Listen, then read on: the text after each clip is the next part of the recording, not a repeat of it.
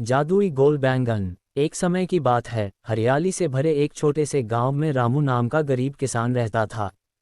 उसका जीवन बहुत ही सादा था, लेकिन उसके दिल में मेहनत और ईमानदारी की कोई कमी नहीं थी।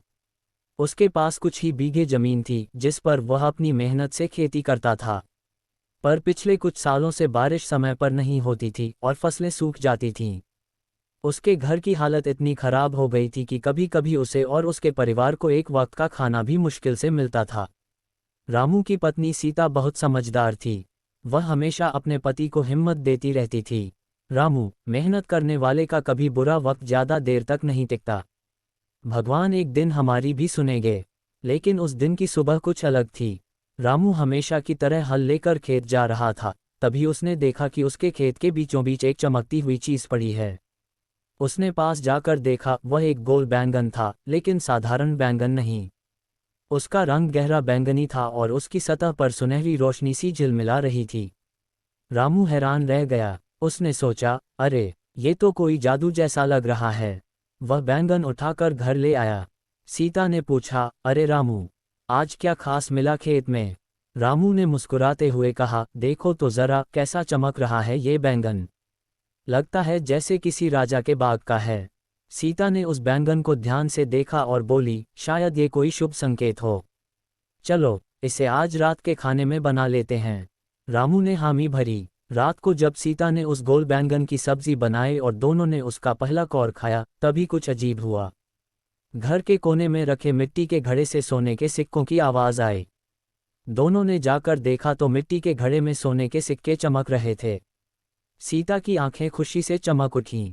रामू, ये तो चमत्कार है। रामू ने डरते हुए कहा, हो सकता है ये कोई जादू हो। सीता, हमें लालच नहीं करना चाहिए। पहले भगवान का धन्यवाद करते हैं। अगले दिन रामू ने कुछ सिक्के लेकर गांव के पुजारी से सलाह ली। पुजारी ने कहा, रामू, ये जरूर भगवान की दी हुई परीक्षा है। अगर तुम इस वरदान का सही उपयोग करोगे तो तुम्हारा जीवन बदल जाएगा। रामू ने तय किया कि वह उस पैसे का उपयोग दूसरों की भलाई में करेगा। उसने सबसे पहले अपने खेत की मिट्टी सुधारी, नए बीज खरीदे और अपने आसपास के गरीब किसानों की भी मदद की। धीरे धीरे गांव में खुशहाली आने लगी। जहां पहले सूखी जमीनें थीं, वहां अब फसलें लहलहा रही थीं।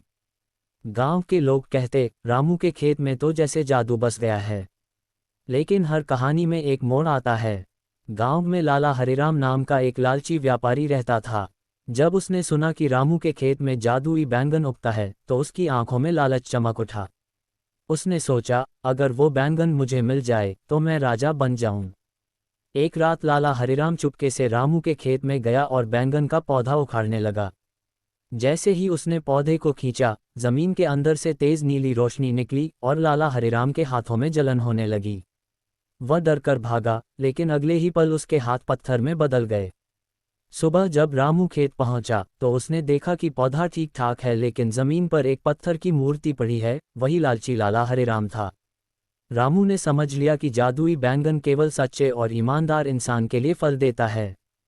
उसने गांव वालों को सारी बात बताई। सब ने मिलकर उस मूर्ति को गांव के मंदिर के पास रख दिया ताकि सबको सबक मिले कि लालच का अंजाम कैसा होता है। दिन बीतते गए। रामू अब गांव का सबसे सम्मानित व्यक्ति बन चुका था। वह अपने खेतों में सिर्फ फसल ही नहीं, बल्कि खुशियां भी उगाता था। वह हर गरीब को मदद देता और सबको कहता, जादू बैंगन में नहीं था, जादू तो हमारी ईमानदारी और नेक दिल में था। अगर मन साफ हो तो मिट्टी भी सोना बन जाती है। एक दिन फिर रामू के खेत में वही चमकदार रोशनी दिखाई दी। उसने देखा कि नया जादुई बैंगन उगाया है। पर इस बार उसने उसे तोड़ने की बजाय वहीं भगवान को धन्यवाद करते हुए कहा, हे प्रभु, अब मुझे धन नहीं चाहिए। मुझे बस इतना आशीर्वाद दो कि मैं हमेशा मेहनती और सच्चा रहूं। उस दिन से जादुई बैंगन का पौधा हमेशा फलता रहा, पर उसके फल केवल उन्हीं को दिखाई देते जो सच्चे दिल से मेहनत करते थे। गांव वाले कहते हैं कि आज भी अगर कोई ईमानदार किसान उस खेत से गुजरे और मिट्टी में अपनी मेहनत का पसीना गिराए, तो उसे एक छोटा सा सुनहरी बैंगन दिखता है जो उसे याद दिलाता है, मेहनत और सच्चाई ही असली जादू है, वरना धन बिना मेहनत के टिकता नहीं। लालच इंसान को पत्थर बना देता है, जबकि मेहनत और ईमानदारी उसे सोने जैसा चमका देती है। जादू किसी चीज में नहीं होता, बल्कि हमारे कर्मों और सोच में होता है। जो सच्चे दिल से मेहनत करता है, उसके जीवन में खुद भगवान जादू कर देते हैं।